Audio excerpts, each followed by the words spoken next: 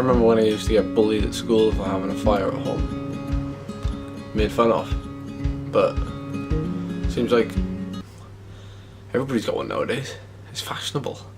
There's nothing better than coming home from a wet, cold ride in the middle of the winter and sitting down in front of the fire for like 3 hours, just stretching, just eating, just drinking,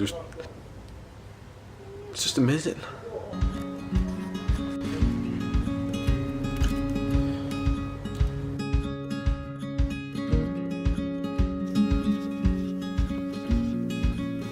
This is something that I do.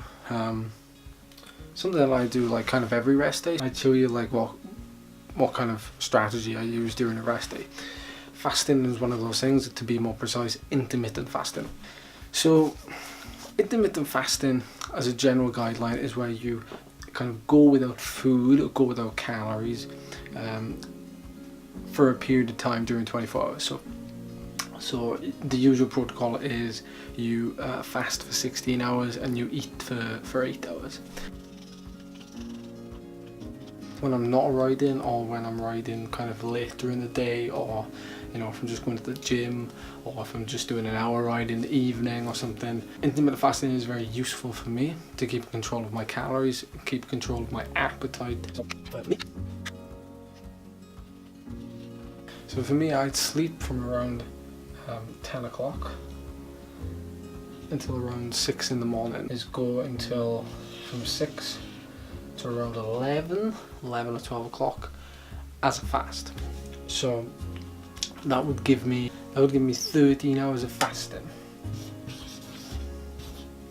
13 hours of fasting might sound like a lot, but like the thing is that, like for me, I spend like most of my mornings sitting around my computer doing emails, doing kind of social media stuff, editing the videos,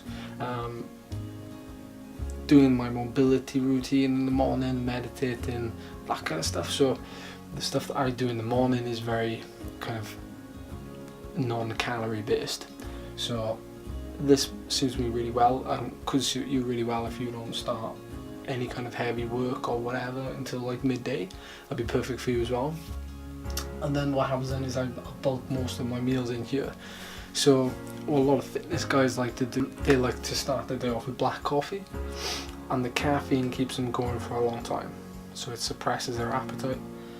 It takes them till about 12, and a lot of them like to eat around 1 or 2 o'clock in the afternoon. So as an athlete, it's kind of not the greatest thing to do. They say that eating meals little and often is the way to go.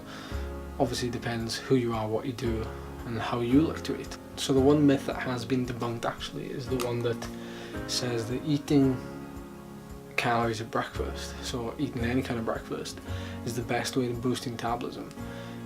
That isn't the case anymore, or at least skipping breakfast doesn't offset that. So it's not going to affect your metabolism if you eat breakfast, if you don't eat breakfast. Another thing a lot of people say that's really good about it is that you tend to be able to eat these kind of foods more often.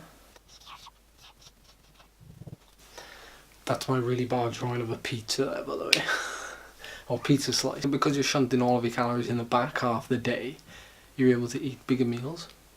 You're able to eat higher calorific foods in one sitting, i.e. bigger meals. And you're able to eat things that are high in calories, so a pizza or some ice cream or things like that. And the reason why this fits in is because if you ate a normal breakfast here, ate a snack, then ate lunch, then ate another snack, and then you kind of hand your ice cream or pizza or whatever here, that's going to really bump up your calories, because you've been eating say 1,000, 1,500 calories here all day, and then you've had something here that's 600 calories, all of a sudden you're over 2,000, and you're really close to your RMR, your resting metabolic rate already. You're going to be almost starving yourself here just to stop yourself from going over, i.e. a calorie surplus. So if you fast all day, you're more likely to be able to eat things that you like later on. That's why it's so good for rest days, and me in particular, that's why it's so good for managing my weight and keeping on track with things like that. Now, this wouldn't be a proper video if I didn't give you disadvantages. I don't do this on my days when I'm training. I certainly don't do this if I'm doing high intensity training.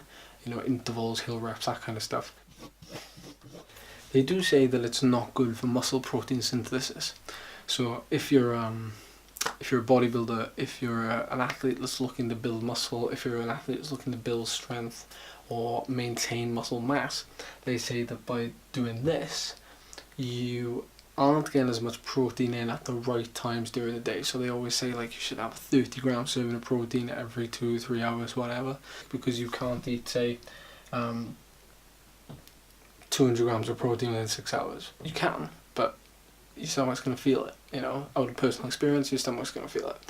As long as your macronutrients, i.e. your carbohydrate, your fats and your proteins and your calories are all balanced, when you do eat from here to here or from there to there or wherever, then it doesn't matter, because here's the key thing if you don't listen to anything I say in this video, listen to this one thing. Your body doesn't work on a 24-hour cycle. We work on 24-hour cycles because that's all we know, and you know, time governs us, and that is what we've always gone off. But your body does not work off a 24-hour cycle. So a really good example of this is me doing the 10,000 calorie burn challenge. Like, I didn't have to do it in a 24-hour period. Your body is constantly ticking over. It doesn't reset itself at midnight. Here's a top tip for you though. It's a great way to end this video actually. If you do want to eat here, so when you wake up, or you know, maybe you wake up at 6, if you do want to wake up that early and still fast, but you want to have something for breakfast, what I really recommend is having a high protein breakfast. So that could be maybe 2 eggs and an egg white. It could be some low fat, high protein yogurt. The reason why I say high protein is because you can find some 0% fat yogurt that has, say, 5 grams of carbs, but then only has 5 grams of protein. What I'm talking about is a 0 gram fat, 5 to 7 grams carbs, 10 to 15 grams of protein. Protein's amazing.